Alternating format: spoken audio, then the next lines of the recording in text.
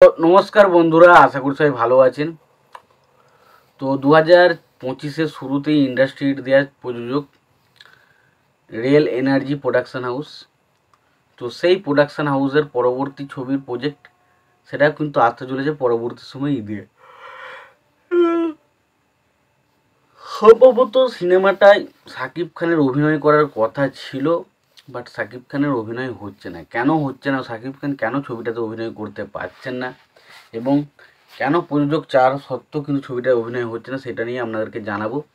তো আশা করব ভিডিওটা খুবই ইন্টারেস্টিং হবে, ভিডিওটাকে আপনারা শেষ পর্যন্ত দেখতে থাকবেন। এবং যদি আপনারা আমার চ্যানেলে নতুন হয়ে থাকেন, অবশ্যই আপনারা আমার চ্যানেলটা সাবস্ক্রাইব করে নিয়ে পাশে বেল আইকনটা অবশ্যই প্রেস করে দেবেন। তো যে বিষয়টা আমি এখানে কথা বলবো, তো সেটা হলো দেখুন, শাকিব খান, তো শাকিব খানকে নিয়ে কিন্তু অ্যাকচুয়ালি যে বিষয়টা হচ্ছে, তো শাকিব খানকে নিয়ে কিন্তু শাকিব খানকে নিয়ে যে এত বড় একটা ইন্ডাস্ট্রির ছবি দিল, বরবাদের মতো ছবি দিল, তারপরেও তাকে কেন নেওয়া হচ্ছে না সেই বিষয় নিয়ে যদি আমি ছোট্ট করে কথা বলি, তো এখানকার প্রোডাকশন হাউসের যে সুমিন আক্তার, তিনি বলেছেন যে তাদের যে পরবর্তী কাজটা ছিল সেটা কিন্তু অবশ্যই শাকিব খানকে তারা নিত এবং শাকিব খানকে নেওয়ার তার পরিকল্পনা ছিল, কিন্তু শাকিব খানের যেহেতু কোনো রকম ডেট ফাঁকা নেই, সে যেহেতু once upon a time in Dhaka বলে একটা সিনেমা করতে ব্যস্ত রয়েছে, তো সেই কারণে কখনোই তাদের পক্ষে সম্ভব হয়ে উঠছে না যে শাকিব খানকে তাদের ইয়েতে নেওয়া। তো সেই কারণেই শাকিব খানকে নেওয়া হয়নি।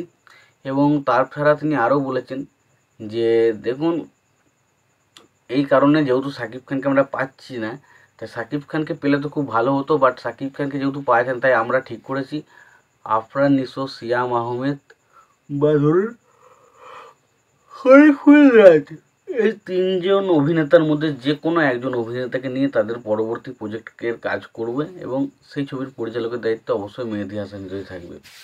তো মোটামুটি কেন শাকিব খানকে নেওয়া হয়নি সেটা মোটামুটি জানালাম, যে শাকিব খানের ডেট ফাঁকা নেই, যেই কারণে হয়তো শাকিব খানকে এই ছবি থেকে বাদ যেতে হচ্ছে।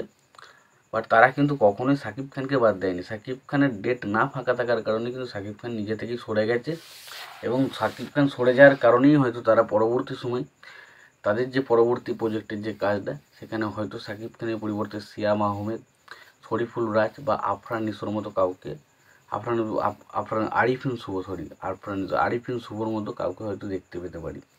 তো তোমাদের এই বিষয়টা নিয়ে কি মতামত তোমরা অবশ্যই জানিও। আর একটাই কথা বলবো তোমাদের যদি আমার ভিডিওটি ভালো লেগে থাকে, অবশ্যই তোমরা একটা লাইক কমেন্ট শেয়ার করে দিও।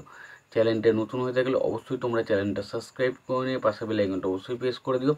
ততক্ষণের জন্য ভালো থেকো, সুস্থ থেকো, দেখা হচ্ছে পরের ভিডিওতে।